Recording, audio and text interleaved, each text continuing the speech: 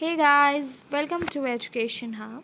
So, guys, today we are going to do a chapter from class 12th chemistry, and the chapter is here the solid state, right?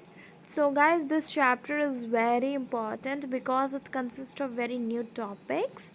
So, let's begin with today's video.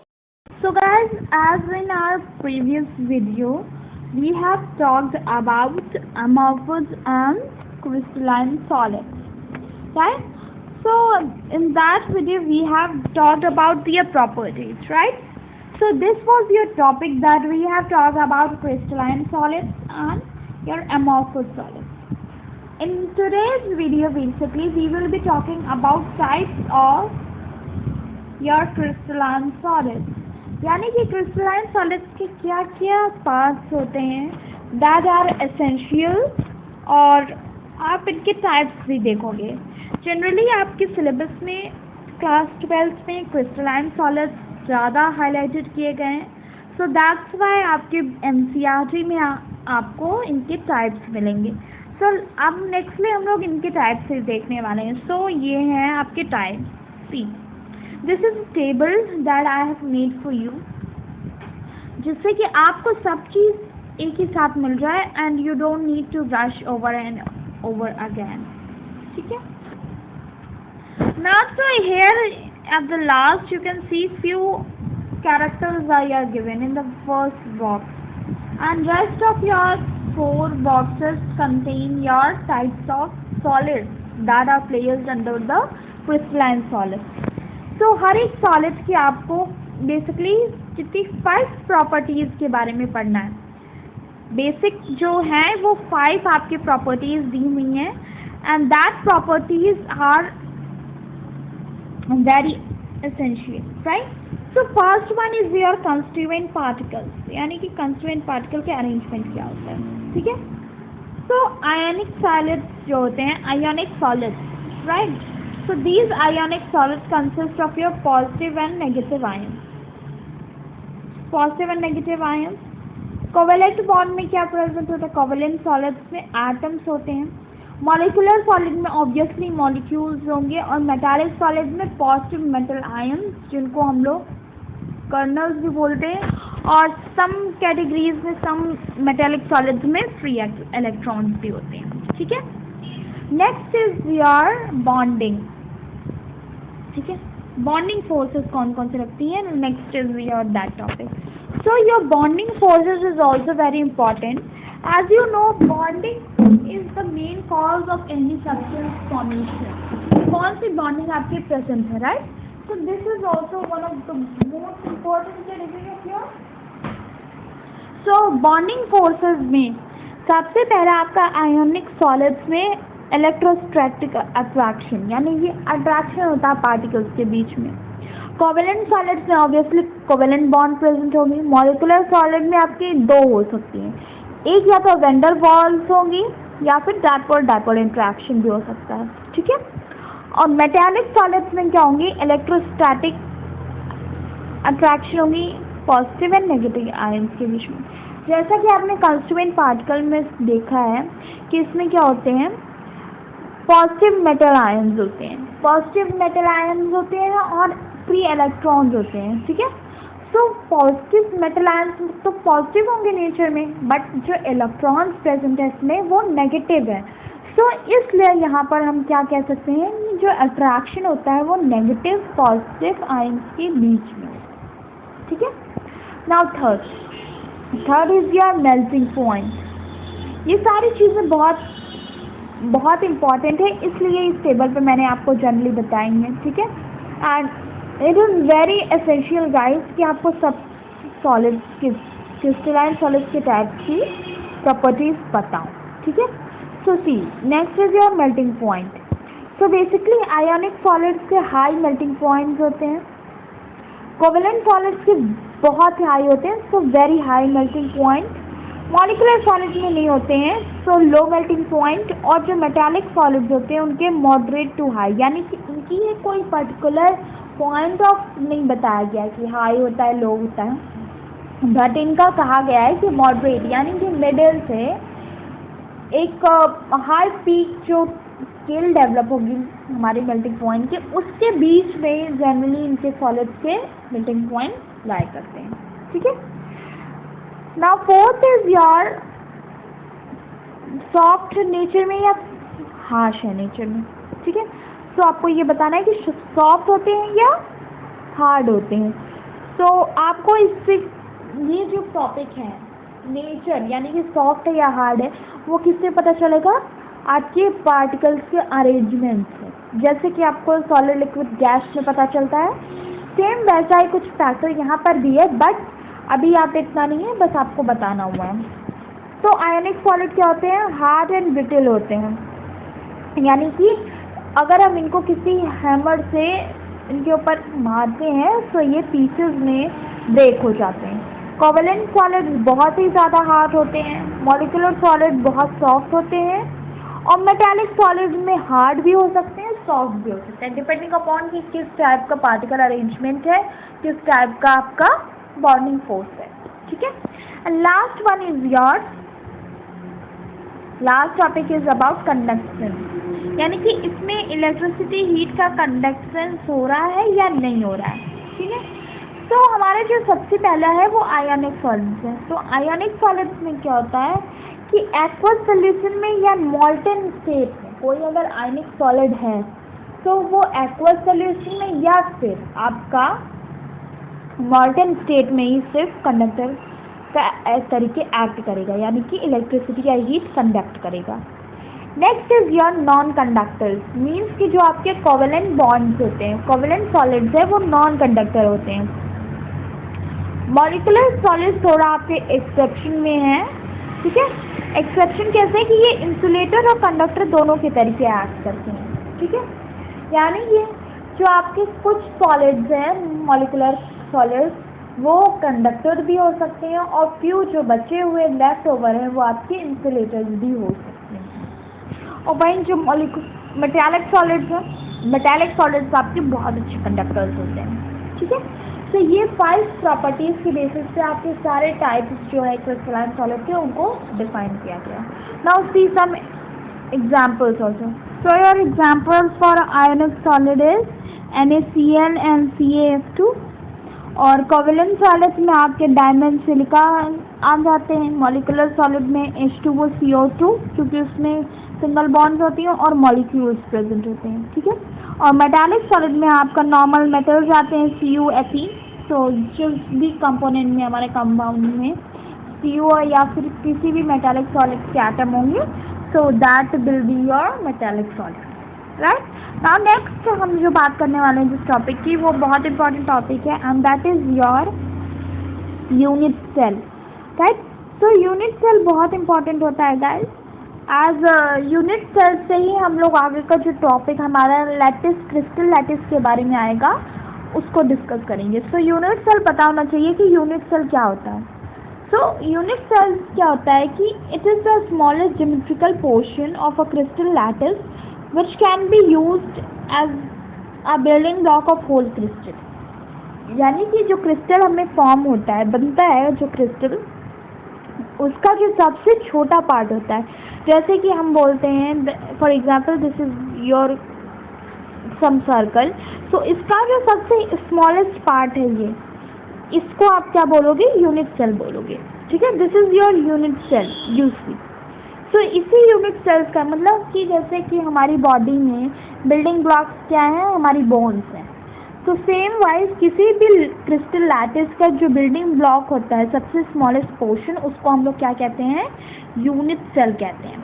अब types of unit cell की बात करते हैं। Basically बहुत ही छोटी छोटी और easy understanding वाले टॉपिक्स हैं। So types of unit cell, पहला जो टाइप्स होता है वो होता है सिंपल और प्रिमिटिव यूनिट सेल, राइट। तो ये जो प्रिमिटिव होते हैं, प्रिमिटिव मीन सबसे सिंपल, बेस जो होता है। तो इस टाइप के जो हमारे यूनिट सेल्स होते हैं उसमें क्या होता है कि जो पार्टिकल्स होते हैं वो सिर्फ कॉर्नर्स पे प्रेजेंट होते हैं। See your diagram is given, this is your unit cell, right. ये आपका यूनिट सेल है। तो इसमें देखिए कि एक क्यूब में 6 फेसेस होते हैं और हर एक फेस पे आपका सर्कल होता है। सो this is your each of atom या फिर पार्टिकल, आप जो भी बोलना चाह रहे हो, ये प्रेजेंट है यहाँ पे।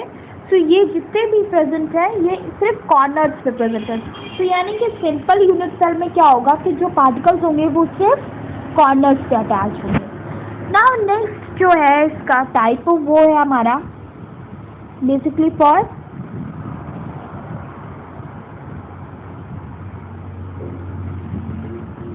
Your face centred unit cell, right. तो फेस सेंटर यूनिट सेल में क्या होता है? फेस सेंटर यूनिट सेल में होता है कि पार्टिकल्स जो है वो कॉर्नर्स के साथ साथ जो 6 फेजेस होते हैं उनके सेंटर में भी प्रेजेंट होते हैं। सो सी, एक क्यूब हम लोग कुछ ऐसे फॉर्म करते हैं, ठीक है। तो जब हम ये क्यूब फॉर्म कर रहे हैं तो हमें 6 फेज मिल रहे हैं। किसी भी क्यूब की 6 फेजेस होती हैं, ठीक है, 6 फेजेस होती हैं। तो सी, जो डायग्राम पहले से यहाँ पर दिया हुआ है उसमें देखिए आपके एक एक कॉर्नर्स पे प्रेजेंट है सारे पार्टिकल्स कॉर्नर्स पे प्रेजेंट है। आप कॉर्नर्स के साथ कहाँ पर है? सारे फेजेस के सेंटर पर है, ठीक है। तो सी, सारे फेज जो हैं 1 2 3 4 and 1 this one and the front one, so 6 हो गया, 6 फेजेस।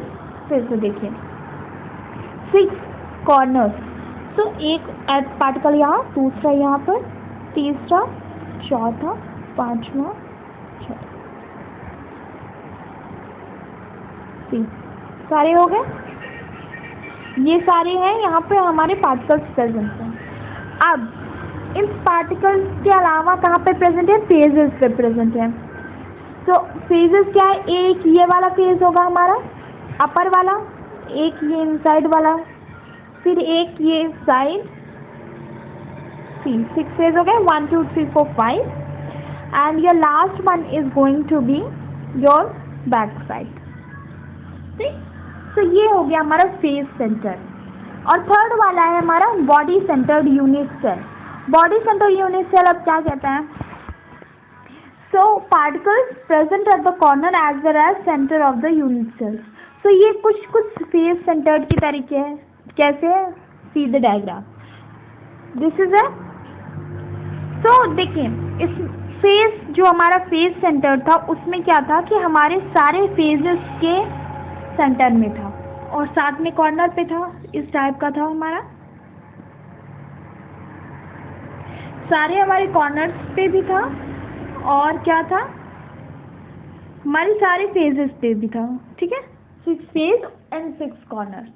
बट जो हमारा बॉडी सेंटर्ड है उसमें क्या डिफरेंस है? दोनों में डिफरेंस बहुत अच्छे से समझिएगा कि इसमें कॉर्नर्स भी प्रेजेंट है particles, 6 corners.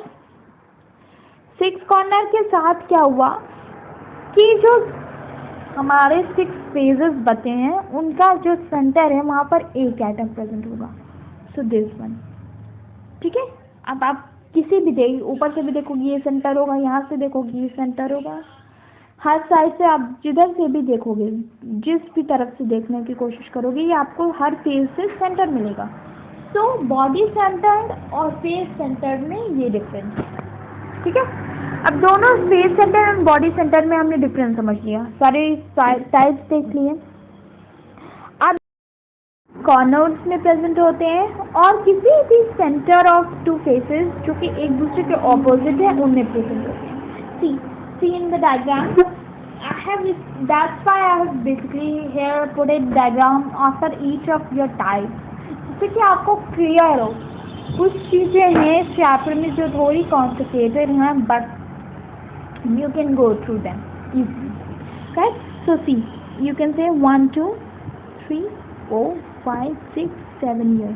Your 8 corners and here what you have done, centre में आपने किसी 2 ऑपोजिट के सेंटर में आपने प्लेस कर दिया। तो अगर आप देखो फॉर एग्जांपल, आप कोई अपने किचन से, अपने घर के किचन से कोई डिब्बा लेकर आओ, ठीक है। Take out some cardbox, if you have then it's much better. Now make a circular hole at the side of your cardbox. For example, अगर आपका ये कार्डबॉक्स है तो आप या तो इस दोनों साइड पे होल कर लो या फिर इन दोनों साइड पे, ऑपोजिट साइड्स पे, ठीक है। आपका वो क्या है, एक रेक्टेंगुलर कार्ड बॉक्स है, तो आप उसमें होल बना लिया आपने। नाउ आपने होल बना लिया है तो क्या होगा, दोनों साइड से आपको स्पेस मिल जाएगी।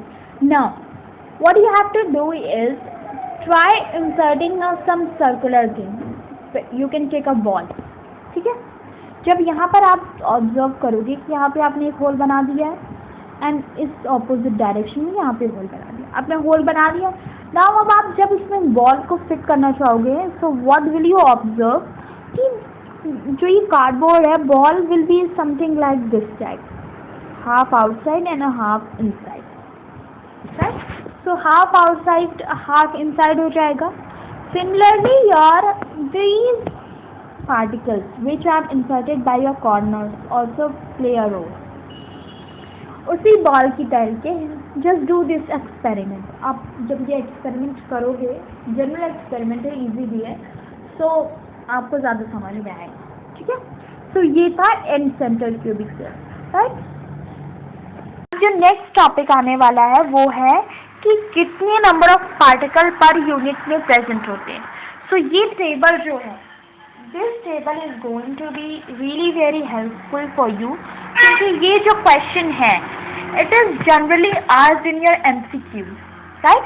सो MCQs में पूछा जाता है and it is very important also। So see, here your basically 3 main sections of division are given, जिसमें आपका पहला दिया हुआ है यूनिट सेल, दूसरा दिया हुआ है number of particles and their contribution, और टोटल कितना है, ठीक है। सो आप देखो, जो आप साइड से पार्टिकल्स इंसर्ट कर रहे हो वो तो 1/2 ही जाने वाली है ना, 1/2 ही पार्टिकल्स जाएंगे। सी फॉर एग्जाम्पल कंसीडर कि ये आपका एक क्यूब है, यूनिट क्यूब है, और इसमें आपने कहा कि इसके सारे कॉर्नर्स पे आपके पार्टिकल्स प्रेजेंट है। आपने तो ये बोल दिया, ठीक है, पार्टिकल्स, और आपने कहा कि जो पार्टिकल्स हमने इसको फॉर एग्जाम्पल फेस सेंटर है, सारे फेसेस में भी प्रेजेंट होगा। पर आप कोई चीज़ सोचो, फॉर कंसीडर कि आप एक क्या ले रहे हो, एक आपने बाउल लिया है, राइट। बाउल में क्या किया आपने, इसको उसमें थोड़ा सा वाटर फिल कर दिया। नाउ अब आप एक स्पेयर बॉल लो और उसको उस बाउल में रख दो। सो आप क्या देखोगे कि आपने हाफ ऑफ द जो बाउल था उसको वाटर से कवर कर लिया है। सो जब आप उसमें बॉल डालोगे, एक नॉर्मल साइज की बॉल लो जिससे आप लोग क्रिकेट खेलते हैं अभी, उसको जब आप बाउल में डालोगे तो आप क्या देखोगे कि जो बाउल है उसमें बॉल आधी ही सबमर्ज हो रही है, आधी ही सबमर्ज हो रही है, और आधी तो वैसे ही ऊपर की तरफ छूटी हुई है, क्योंकि बॉल हल्की है तो वो पूरी नहीं जा रही है। तो सेम यहीं पे एक चीज़ जो हमें याद रखने वाली है कि जो भी हम पार्टिकल साइड से ऐड कर रहे हैं, कॉर्नर्स में छोड़ के, जो चीज़ सेंटर में नहीं है, अगर हम बॉडी के सेंटर में नहीं कंसीडर कर रहे हैं, साइड वेज में कंसीडर कर रहे हैं, तो वो तो हमेशा हाफ ही जाएगी, फुल तो जा ही नहीं पाएगी, राइट। तो जैसे बाउल में वो बाउल पूरी सबमर्ज नहीं हुई क्योंकि बाउल हल्की थी और वाटर की डेंसिटी ज़्यादा, तो सिर्फ आधी बॉल ही गई पानी के अंदर, बाकी आधी की बॉल ऊपर ही सरफेस पे थी। सो सेम यहाँ पे हमारे पार्टिकल्स के साथ है, जो कि हम लोग यूनिट सेल में कंसीडर करते हैं, ठीक है। सो ये 3 आपके सेक्शंस बने हुए हैं। बीच वाला जो सेक्शन है number of particles and contribution का, वहाँ पर आपको 3 सब पार्ट्स दिखाई दे रहे होंगे। सब पार्ट्स कौन कौन सी कैटेगरी के हैं, एक है कॉर्नर, दूसरा है फेस एंड तीसरा है सेंटर। क्योंकि हमने क्या देखा था, कॉर्नर्स वाले पार्टिकल्स तीनों के तीनों उसमें प्रेजेंट है, ठीक है, तीनों के तीनों पार्टिकल्स प्रेजेंट है। अभी हमने एक चीज नहीं देखी है and that is your basically about कि कैसे हम लोग कैलकुलेट करेंगे। सो इस टेबल में आपको यही चीज मैं बताने वाली हूँ, ठीक है। सो पहला आपका क्या है, सिंपल क्यूब, सिंपल यानी कि प्रिमिटिव यूनिट सेल जो होती है। तो प्रिमिटिव यूनिट सेल में क्या होता है, हमारे टोटल 8 एटम्स ऐड होते हैं, 8 साइड्स हमें विजिबल होती हैं, तो 1 और साइड से ऐड हो रहे हैं, तो क्या होंगे, हाफ होंगे। 8 एटम्स हमने लगाए तो 1/8 हो जाएगा। सो this is your calculator. So total atom will be your 1, right. Phase centre is your next. Phase centre में क्या होता है कि फेज यानी कि 6 फेज में भी हमारे हाफ ऐड होते हैं एटम सारे। तो यहाँ पे हमने 1/6 कर दिया है, एंड जब हम इन दोनों का एडिशन करेंगे तो हमारे कितने टोटल एटम आएंगे, 4, right. Body centre is your next. Body centre में एक सेंटर में ही प्रेजेंट होता है, सिंपल क्या होता है, हमारे सेल के सेंटर में प्रेजेंट होता है, जैसे कि यही है। सो हमारे कॉर्नर्स के साथ सेंटर में प्रेजेंट होते हैं। सो नॉर्मली कितने हैं हमारे, 2 एटम्स। एंड सेंटर में हमारा फेस में 2 होते हैं। एंड सेंटर मीन्स कि किसी भी 2 ऑपोजिट फेसेस पे। सो 2 हो गए, हाफ ही एंटर होंगे, किसी भी फेस में आप एंटर करोगे तो वो हाफ पार्टिकल जाएगा, और 8 कॉर्नर्स पे हमारे पूरे 8 तो रहेंगे, ठीक है। तो यहाँ पे भी हमारा 2 है। तो आप इसको याद कर सकते हो कि सिंपल क्यूबिक में 1 होगा, फेस सेंटर में 4 होगा, बॉडी सेंटर में 2 होगा और एंड सेंटर में 2 होगा, ठीक है। तो ये तो था सबसे इम्पोर्टेंट चीज़ जो हमने इस टेबल में पढ़ी। ये टेबल बहुत इंपॉर्टेंट है, आपको हेल्प करेगी पढ़ने में भी। So that's why I have prepared this table for you, right? So go through this table twice times, so जिससे कि आपको ये चीज़ लर्न हो जाए। You can learn also, but अगर आप कैलकुलेट करके निकालना चाहते हो तो it's more better, right? So guys, our next topic is about 7 crystal systems. 7 crystal system is very important topic, guys. As further to हम लोग आगे टॉपिक्स पढ़ने वाले हैं इस चैप्टर में, for example your voids, right, your crystal lattice arrangement. So all these topics are related to this topic only, right? And this 7 crystal system जो है, 7 crystal system आपका important है कैसे, because it defines about 7 different crystal systems on the basis of interfacial angles and axes.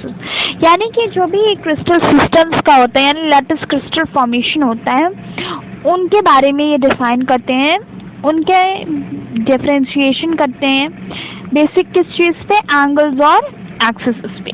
So here one table I have made for you, see this table. में जितना भी crystal system है वो सारा इस टेबल पर है, ठीक है।